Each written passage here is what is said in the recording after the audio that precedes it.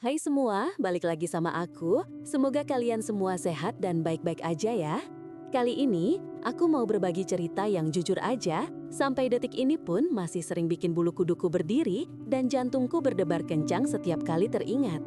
Ini bukan sekedar kisah horor yang aku dengar dari teman atau baca di internet. Ini adalah pengalaman pribadi yang aku alami sendiri yang mengubah total pandanganku tentang tempat tinggal dan mungkin tentang keberadaan mereka di sekitar kita. Aku janji cerita ini akan sangat berbeda dari yang biasa kalian dengar. Siap-siap karena ini bukan cerita horor biasa. Jadi begini, sekitar 3 tahun yang lalu, setelah aku berhasil menyelesaikan studi sarjanaku dengan segala lika-likunya, aku memutuskan untuk merantau ke sebuah kota besar. Sebut saja Jakarta, agar lebih mudah membayangkan hiruk-pikuknya. Aku mendapatkan pekerjaan pertamaku di sebuah perusahaan startup yang cukup menjanjikan dengan posisi yang lumayan sesuai dengan bidang studiku. Tentu saja, sebagai fresh graduate dengan gaji yang, ya kalian tahu sendirilah ya, standar UMR, prioritas utamaku adalah mencari tempat tinggal yang terjangkau namun tetap layak huni. Aku ingin mandiri, ingin merasakan bagaimana rasanya hidup di perantauan, jauh dari zona nyaman keluarga. Pencarian apartemen itu sendiri sudah merupakan petualangan yang cukup melelahkan. Aku sudah menjelajahi puluhan iklan di berbagai situs properti online, menghubungi belasan agen, dan bahkan mendatangi beberapa lokasi secara langsung. Kebanyakan apartemen yang sesuai dengan budgetku itu kondisinya memprihatinkan, jauh dari kata layak huni. Ada yang terlalu sempit, ada yang lokasinya terlalu jauh dari kantor, ada pula yang lingkungannya terasa kurang aman. Aku mulai putus asa. Rasanya semua harapan untuk mendapatkan tempat tinggal yang nyaman dengan harga bersahabat itu musnah. Sampai suatu sore, saat aku sedang iseng-iseng scroll lagi di sebuah grup Facebook khusus sewa menyewa properti, aku menemukan sebuah iklan yang menarik perhatianku. Sebuah unit apartemen studio di lantai 13 dengan luas sekitar 25 meter persegi ditawarkan dengan harga yang sangat miring, jauh di bawah harga pasaran untuk ukuran dan lokasi sejenis. Foto-fotonya terlihat cukup menjanjikan, interiornya memang tidak terlalu modern, tapi terlihat bersih dan terawat. Furnitur dasar seperti kasur, lemari, dan meja kerja sudah tersedia. Lokasinya pun lumayan strategis, tidak terlalu jauh dari stasiun KRL dan halte bus, yang akan sangat membantuku dalam mobilitas sehari-hari ke kantor. Aku langsung menghubungi nomor yang tertera di iklan. Seorang bapak-bapak dengan suara ramah mengangkat telepon. Aku mengatur janji untuk melihat unitnya keesokan harinya. Jujur, ada sedikit keraguan. Harga yang terlalu murah seringkali menyembunyikan sesuatu, bukan? Tapi kala itu, rasa penasaran dan kebutuhan akan tempat tinggal yang mendesak mengalahkan keraguanku. Keesokan harinya, aku pergi ke lokasi apartemen itu. Bangunannya memang sudah cukup tua, terlihat dari cat yang sedikit mengelupas di beberapa bagian fasad dan desain arsitektur yang klasik. Tapi, lobinya lumayan bersih dan terjaga. Aku bertemu dengan Pak Budi, nama si pemilik, di lobi. Beliau adalah seorang bapak-bapak paruh baya yang terlihat sangat ramah, murah senyum, dan sedikit gemuk. Kami naik lift menuju lantai 13. Selama di lift, aku sempat merasa sedikit aneh. Liftnya terasa agak lambat dan sedikit berderit. Sesampainya di lantai 13, suasana lorong terasa lebih sepi dibanding lantai-lantai bawah yang aku lihat sekilas. Lampu-lampu di lorong tampak agak redup, dan ada semacam bau apek yang samar-samar tercium. Bukan bau sampah, tapi lebih seperti bau ruangan yang sudah lama tidak dihuni atau terkena lembab. Aku mencoba mengabaikannya, menganggap itu hal biasa untuk bangunan tua. Pak Budi membuka pintu 130. "Nah, ini dia mas unitnya," katanya dengan senyum lebar. Begitu masuk, kesan pertamaku adalah, lumayanlah. Unit studio ini memang tidak terlalu besar, tapi cukup untuk hidup sendirian. Ada area tidur dengan kasur single, lemari pakaian 2 pintu, meja kerja, dan sebuah kursi. Di sudut lain ada pantry mini dengan wastafel kecil. Kamar mandinya juga bersih, meskipun showernya terlihat agak usang. Jendela besar menghadap ke pemandangan kota yang cukup bagus, meskipun sedikit terhalang oleh gedung-gedung lain. "Gimana mas, cocok?" tanya Pak Budi memecah keheningan. Atu mengangguk, "Lumayan pak, bersih." "Iya mas, kebetulan ini sudah lama kosong, makanya saya kasih harga spesial aja biar cepat ada yang menempati. Sayang kan kalau dibiarkan kosong terus?" Aku sempat bertanya, "Kenapa kosong lama pak? Penghuni sebelumnya pindah kemana?" Pak Budi sedikit terdiam. Ekspresinya berubah sesaat, seperti ada sesuatu yang ingin disembunyikan. Tapi kemudian dia tersenyum lagi. "Oh, biasa Mas, pindah kerja keluar kota. Makanya buru-buru cari pengganti." Nadanya terdengar agak tergesa-gesa. Aku tidak terlalu memikirkannya saat itu. Mungkin hanya perasaanku saja. Melihat kondisi unit yang cukup baik dan harga sewa yang sangat menggiurkan, aku memutuskan untuk langsung mengambilnya. Tanpa pikir panjang, aku membayar uang muka dan menandatangani kontrak sewa selama 6 bulan. Pak Budi menyerahkan kunci kepadaku, mengucapkan selamat datang dan segera pamit pulang. Aku merasa lega, akhirnya punya tempat tinggal sendiri. Aku tidak tahu bahwa keputusan tergesa-gesaku itu akan menjadi awal dari pengalaman paling mengerikan dalam hidupku. Beberapa hari kemudian, aku pindah ke apartemen itu. Barang-barangku tidak banyak, jadi proses pindahan berjalan lancar. Aku segera menata barang-barang, membersihkan sudut-sudut yang mungkin terlewat, dan mendekorasi sedikit agar unit itu terasa lebih hidup dan personal. Aku membeli beberapa tanaman kecil, memasang poster di dinding, dan menata buku-bukuku di rak. Suasana apartemen memang terasa agak dingin, meskipun AC tidak menyala. Tapi aku pikir itu hanya karena bangunannya tua. Minggu pertama di apartemen 1304 berjalan cukup normal. Aku sibuk dengan pekerjaan baruku, beradaptasi dengan lingkungan kantor dan rutinitas baru. Malam hari, aku biasanya langsung tidur pulas saking lelahnya. Aku menikmati privasiku, kebebasan untuk melakukan apa saja tanpa gangguan. Semua terasa baik-baik saja. Namun, memasuki minggu kedua, hal-hal aneh mulai terjadi. Awalnya sangat samar dan mudah diabaikan. Aku mulai sering mendengar suara-suara aneh di malam hari. Suara gesekan kursi yang terdengar seperti datang dari unit di atasku, padahal aku tahu persis unit 1304 adalah unit paling atas di lantai 13. Tidak ada lantai di atas kami, hanya atap gedung. Aku mencoba meyakinkan diriku bahwa itu mungkin suara dari unit di sebelah atau mungkin memang struktur bangunan tua yang sering berbunyi. Lalu ada suara langkah kaki. Awalnya hanya samar-samar, seperti seseorang berjalan perlahan di lorong depan pintu unitku. Aku sering mengira itu tetangga yang baru pulang, tapi setiap kali aku mengintip dari lubang intip, lorong itu kosong, gelap, dan sepi. Aku mulai merasa sedikit tidak nyaman, tapi lagi-lagi aku mencoba merasionalisasikannya. Mungkin hanya imajinasiku saja karena terlalu lelah, atau mungkin suara dari lantai bawah yang entah bagaimana merambat. Suatu malam, aku sedang asyik menonton film di laptop, volume cukup keras. Tiba-tiba, aku mendengar suara tangisan samar-samar.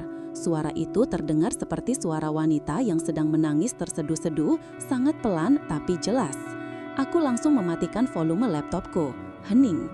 Aku menunggu. Beberapa detik kemudian, suara itu muncul lagi. Kali ini lebih jelas dan sepertinya datang dari arah kamar mandi. Jantungku mulai berdegup lebih cepat. Aku mencoba memanggil, "Halo, ada orang?" Tidak ada jawaban.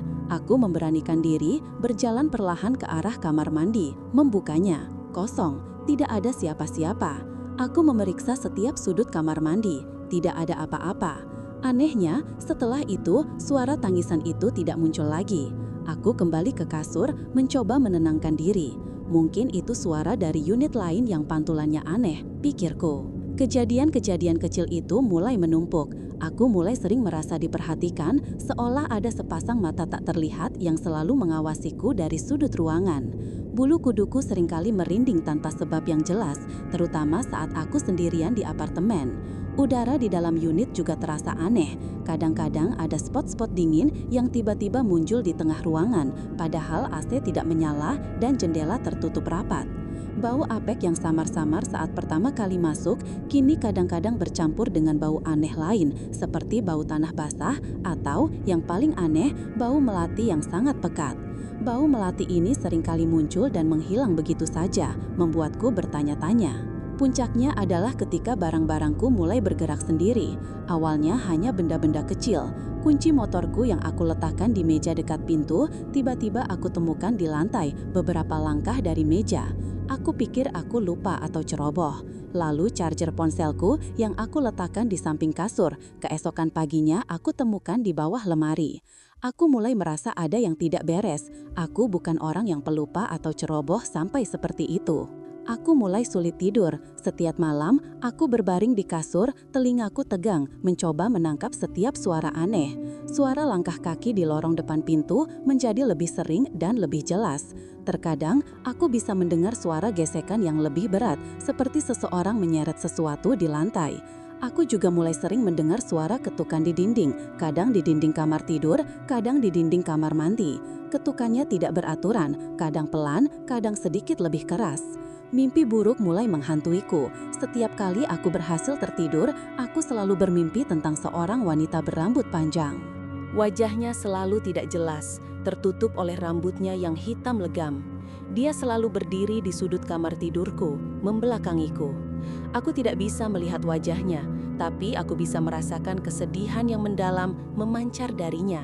Setiap kali aku mencoba mendekat atau memanggilnya, aku selalu terbangun dengan nafas terengah-engah dan keringat dingin membanjiri tubuhku. Mimpi itu terasa begitu nyata, begitu menghantui. Kondisi fisik dan mentalku mulai menurun. Aku kurang tidur, sering merasa lelah di kantor, dan konsentrasiku buyar. Aku jadi sering melamun, memikirkan apa yang sebenarnya terjadi di apartemenku. Rasa paranoia mulai merayapi benakku. Aku mulai curiga pada setiap bayangan, setiap suara. Aku merasa tidak aman di tempat yang seharusnya menjadi tempat paling aman bagiku. Aku mencoba mencari penjelasan logis. Aku memanggil teknisi gedung untuk memeriksa instalasi listrik.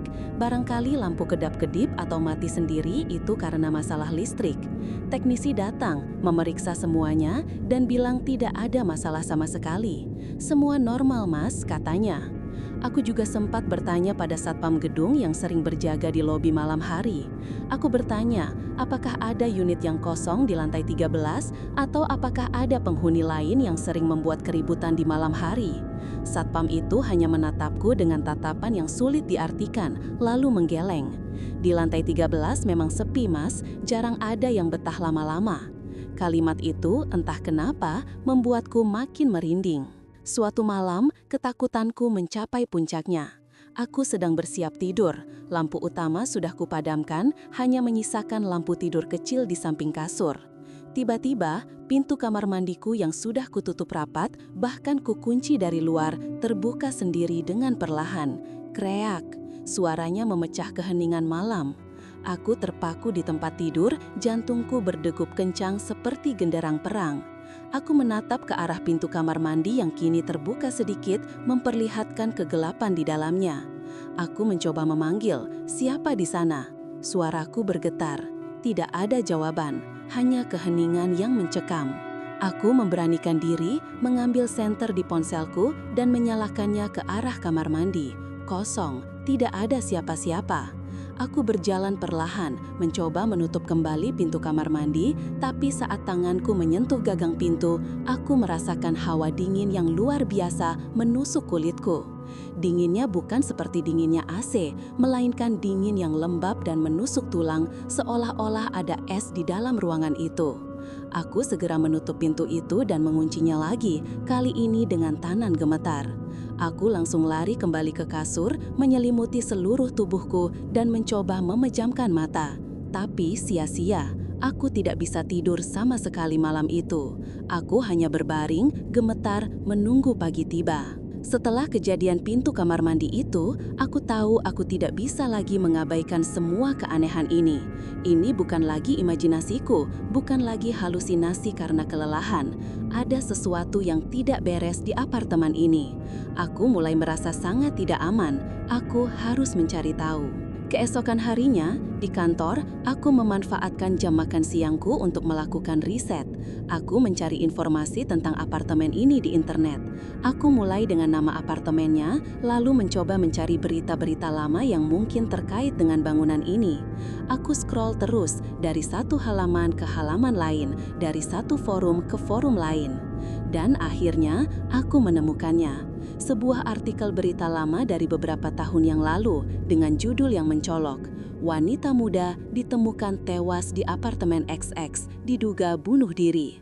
Apartemen XX itu adalah nama apartemen tempatku tinggal sekarang. Aku membaca artikel itu dengan napas tertahan. Berita itu menceritakan tentang seorang wanita muda bernama Rina yang ditemukan meninggal dunia di unit apartemennya sendiri karena bunuh diri. Penyebabnya diduga depresi berat setelah ditinggal kekasihnya. Tanggal kejadiannya, lokasi unitnya, unit 1304, unit yang sama denganku. Darahku serasa membeku, semua kepingan puzzle tiba-tiba menyatu. Wanita berambut panjang dalam mimpiku, tangisan samar-samar, bau melati, hawa dingin yang menusuk, bahkan Pak Budi yang terkesan menyembunyikan sesuatu. Semuanya masuk akal sekarang. Rina, penghuni sebelumnya, meninggal di unit ini dan arwahnya masih ada di sana. Aku merasa marah, takut, dan mual secara bersamaan. Mengapa Pak Budi tidak memberitahuku? Mengapa dia menyewakan unit ini tanpa memberitahu sejarah kelamnya? Aku merasa tertipu, dan yang lebih penting, aku merasa dalam bahaya. Aku tidak bisa lagi tinggal di sana. Malam itu, aku pulang ke apartemen dengan perasaan campur aduk. Aku tidak ingin masuk, tapi aku tidak punya pilihan lain. Aku harus mengambil barang-barangku. Aku membuka pintu unit 1304 dengan tangan gemetar. Suasana di dalam terasa lebih berat, lebih pekat dari biasanya. Bau apek bercampur melati kini tercium lebih kuat. Aku mencoba untuk tetap tenang, menyalakan semua lampu yang ada, dan segera mengemasi barang-barang pentingku. Aku hanya ingin cepat-cepat keluar dari sana. Saat aku sedang memasukkan beberapa pakaian ke dalam tas, tiba-tiba lampu di kamar tidurku berkedip-kedip dengan cepat, lalu mati total. Hanya lampu di ruang tamu yang masih menyala redup. Aku terkesiap, jantungku kembali berpacu. Aku menoleh ke arah kamar tidur yang kini gelap gulita, hanya diterangi sedikit cahaya dari ruang tamu. Kemudian aku mendengar suara tangisan. Kali ini bukan lagi samar-samar. Ini adalah tangisan yang jelas, pilu, dan terdengar sangat dekat. Suara itu datang dari dalam kamar tidurku, dari sudut yang sama persis di mana sosok wanita dalam mimpiku selalu berdiri. Aku merasakan hawa dingin yang menusuk tulang, lebih dingin dari sebelumnya. Udara di sekitarku terasa membeku. Aku bisa merasakan bulu kuduku berdiri tegak, dari kepala hingga ujung kaki. Aku mencoba memberanikan diri, mengambil ponselku, menyalakan senternya, dan menyorotkannya ke dalam kamar tidur. Di sudut kamar itu, di antara bayangan, aku melihatnya. Sosok wanita. Rambut panjang hitamnya terurai, menutupi sebagian wajahnya yang tak terlihat jelas. Dia mengenakan daster putih kusam yang terlihat lusuh, seolah sudah lama tidak dicuci. Dia berdiri membelakangiku, bahunya sedikit bergetar, seolah sedang menangis terseduh-seduh. Ini adalah sosok yang sama persis dengan yang selalu muncul di mimpiku. Aku tidak bisa bergerak, kaki-kakiku terasa terpaku ke lantai. Tenggorokanku tercekat, tidak bisa mengeluarkan suara. Aku hanya bisa menatapnya dengan ketakutan yang luar biasa. Perlahan, sangat perlahan, sosok itu mulai bergerak. Dia mengangkat kepalanya sedikit, lalu memutar badannya. Gerakannya kaku dan patah-patah, seperti boneka tua yang digerakkan oleh benang yang putus-putus. Dan kini dia menghadap kepadaku. Wajahnya aku tidak bisa melihatnya. Rambutnya masih menutupi sebagian besar wajahnya, tapi aku bisa merasakan tatapannya. Tatapan mata yang kosong, penuh kesedihan mendalam, namun juga ada amarah yang membara. Aku bisa merasakan energi negatif yang sangat kuat memancar darinya. Lalu dia mengangkat tangannya. Tangan yang pucat, kurus, dengan jari-jari panjang yang terlihat tidak wajar. Tangannya menunjuk lurus ke arahku. Dan di saat itu, aku mendengar bisikan. Bisikan yang sangat pelan, tapi jelas terdengar di telingaku. Seolah dia berbisik tepat di sampingku. Pergi, dia akan kembali. Bisikan itu membuatku merinding hingga ke sumsum tulang. Aku tidak tahu apa maksudnya. Siapa dia yang akan kembali? Tapi aku tidak ingin tahu. Aku hanya ingin lari. Sosok itu kemudian mulai melangkah. 1 langkah, 2 langkah. Langkahnya sangat pelan, menyeret, dan setiap langkahnya terasa seperti mengikis jiwaku. Dia mendekat ke arah ranjangku, ke arahku. Suara tangisannya kini menjadi ratapan yang lebih jelas, lebih menyayat hati. Aku tidak bisa menahan diri lagi. Rasa takut itu melumpuhkanku, tapi insting untuk bertahan hidup tiba-tiba mengambil alih. Aku berteriak sekuat tenaga. Sebuah teriakan yang mungkin lebih terdengar seperti jeritan kepanikan. Aku langsung melompat dari tempatku, menjatuhkan ponselku, dan berlari secepat mungkin ke arah pintu keluar. Aku bahkan tidak sempat meraih tasku yang berisi beberapa barang. Aku hanya memikirkan satu hal, keluar dari apartemen terkutuk ini. Aku membuka pintu dengan kasar, berlari keluar ke lorong yang kini terasa lebih gelap dan mencekam. Aku tidak peduli dengan apapun. Aku hanya terus berlari menuju lift. Aku menekan tombol lift berulang kali dengan tangan gemetar. Rasanya lift itu sangat lama datangnya. Aku menoleh ke belakang ke arah unit 1304. Pintu unitku kini terbuka sedikit, dan dari celah itu, aku bisa merasakan hawa dingin yang menusuk keluar. Aku yakin dia masih di sana, mengawasiku. Ketika lift akhirnya tiba, aku langsung masuk dan menekan tombol lobi dengan panik. Pintu lift tertutup dan aku merasa sedikit lega. Meskipun jantungku masih berdebar kencang, aku menunduk, mencoba mengatur nafas, air mata mulai mengalir di pipiku. Sesampainya di lobi, aku langsung berlari ke arah satpam yang sedang berjaga. Pak, tolong, kataku dengan suara serak. Satpam itu menatapku dengan tatapan khawatir. Ada apa, Mas? Kenapa panik gitu? Aku mencoba menjelaskan dengan nafas terengah-engah dan air mata yang terus mengalir. Aku menceritakan semua yang baru saja aku alami. Satpam itu mendengarkan dengan seksama, dan di akhir ceritaku, dia hanya menghela nafas panjang. Sudah saya bilang kan, Mas, katanya dengan nada prihatin. Unit 1304 memang banyak ceritanya. Dulu ada wanita meninggal di sana. Banyak yang gak betah. Saya sudah sering lihat penghuni lari terbirit-birit kayak Mas ini di tengah malam. Pengakuan satpam itu membuatku makin merasa bodoh. Seharusnya aku lebih peka, lebih bertanya dari awal. Aku langsung menelepon temanku, meminta izin untuk menginap di tempatnya malam itu. Aku tidak peduli lagi dengan barang-barangku yang tertinggal di apartemen. Yang penting adalah keselamatanku. Keesokan harinya, aku kembali ke apartemen itu, ditemani oleh 2 orang temanku yang berbadan besar. Kami hanya mengambil barang-barang pentingku dengan kecepatan kilat. Aku bahkan tidak berani menoleh ke arah sudut kamar tidur. Bau melati dan hawa dingin masih terasa kuat di dalam unit itu. Kami tidak berlama-lama, segera keluar dari sana. Aku langsung menghubungi Pak Budi. Aku menceritakan semua pengalamanku dan meminta untuk membatalkan kontrak sewa. Pak Budi terdengar sedikit kaget, tapi kemudian dia hanya menghela napas. Dia tidak membantah, bahkan tidak mencoba menahanku. Dia hanya bilang, "Baik Mas, kalau memang sudah tidak betah, tidak apa-apa. Uang sewa bulan ini saya kembalikan setengah ya." Aku tidak peduli dengan uang, yang penting aku bisa keluar dari sana secara resmi. Sejak kejadian itu, aku tidak pernah lagi mau tinggal di apartemen, apalagi di lantai 13.